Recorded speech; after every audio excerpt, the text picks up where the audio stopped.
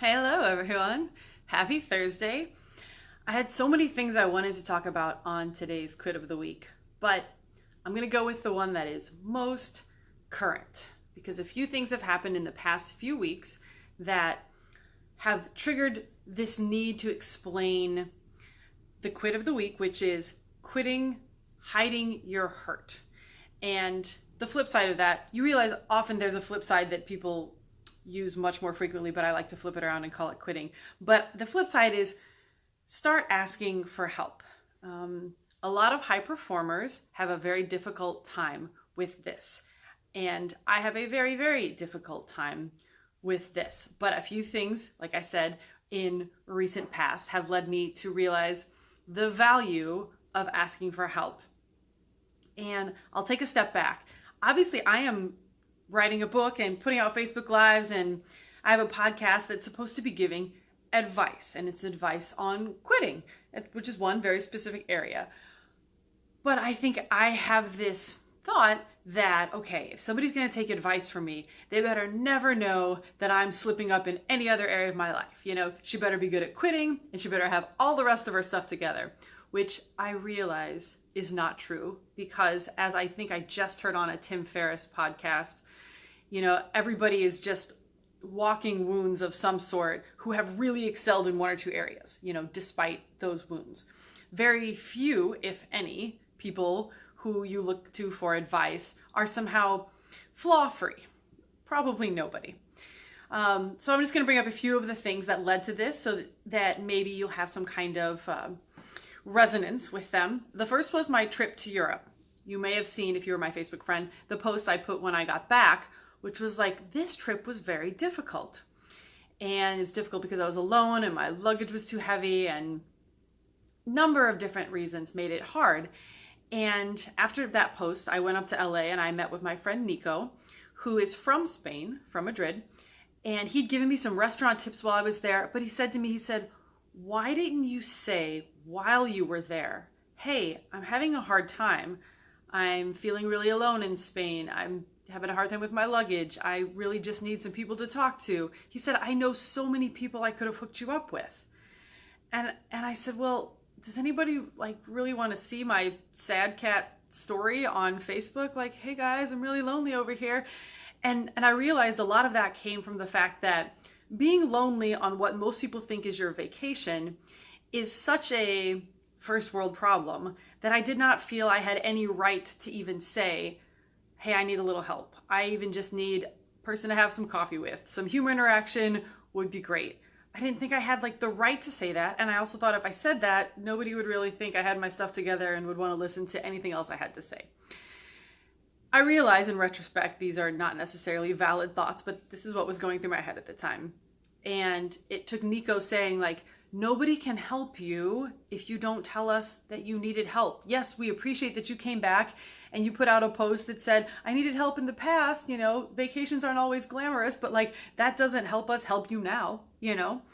So very valid point taken, Nico. And so in the past few days, another barely similar situation, but enough to kind of make the point came up. We discussed in our last Facebook meeting together how I was going to have to lease a new car because my Tesla has not arrived and my Mazda had to be turned back in.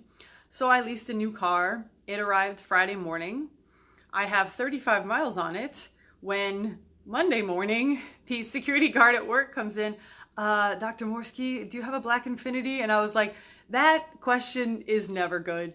And sure enough, somebody had smacked into it in the parking lot with its 35 miles. I was like, I've had a black Infiniti for about 36 hours, yes? What happened to it? And just the night before, I thought, man, I am a little overextended. The publisher had sent back a second proof of my book, so I was like in the last phases of getting the book edited. I hadn't put out a podcast yet for the 4th of July. I had overextended myself with trying to say yes to every friend invitation and every workout and everything that I could. And I was home for like 3.5 seconds a day. And I thought, man, I'm really burning the candle at both ends. This is the 4th of July week. I'm just going to take it easy. And so it wasn't that somebody had smacked into my car that was necessarily so devastating. It's still drivable. It was just the fact that suddenly there was like another big thing to deal with, dealing with insurance and going to get a rental car and getting the car fixed. That's just a whole lot of extra hassle. But again, a total first world problem. Like, oh, you hit my brand new car? That meant I had a brand new car. You know, it's leased. Don't get excited. But regardless, at that point, I have like a little mini meltdown. Also, I hadn't had lunch. If you know me, no lunch is going to lead to a mini meltdown happening much quicker than if I've had lunch. And I remembered Nico's words, and I was like, I'm not above asking for help. Just because this is a first world problem doesn't mean that it's not seriously affecting me in this moment. Doesn't mean that I'm not just kind of like falling apart. And the fact that I'm sitting here in my office at work, you know, as a doctor, lawyer, / other things that people think, you know, mean you're successful and you've got your stuff together. No, I'm still like having a mini breakdown, and I need to pick up the phone and call a friend. And I did.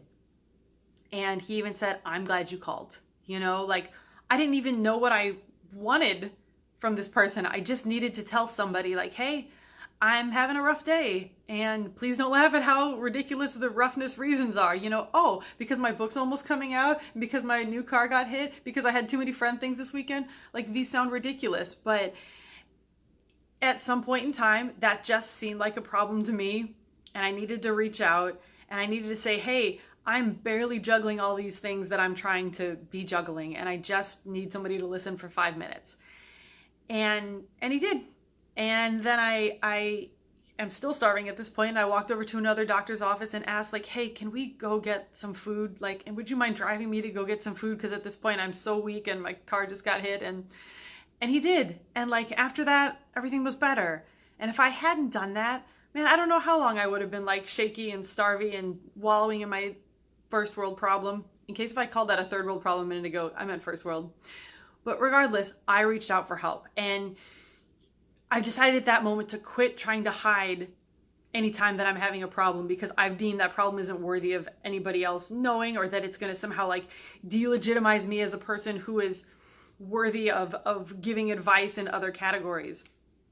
And I'm hoping that this resonates with some of you, because if you're trying to set an example for people, you may hold yourself up to this standard where you never want to show anybody you're hurting or that you're having a problem, especially because, you know, if you are watching this Facebook Live, as you always hear, you are more fortunate than 99.9% of the people on the planet.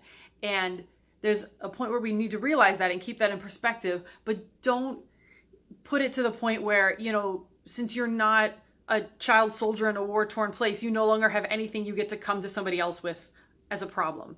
That's not helpful to anybody. You can appreciate and be grateful for the fact that you're not in such a dire situation, but we still have issues. And even sometimes maybe it takes calling that other person to put that issue in perspective, like, hey, no worries, insurance is going to take care of it. And you're, you know, like, if you need a ride somewhere, I can help you out. But I'm just saying, for this week's Quit of the Week, coming from a place that I struggle with a lot, try to join me, if you find it serves you, in quitting hiding your hurt or your pain or your problems.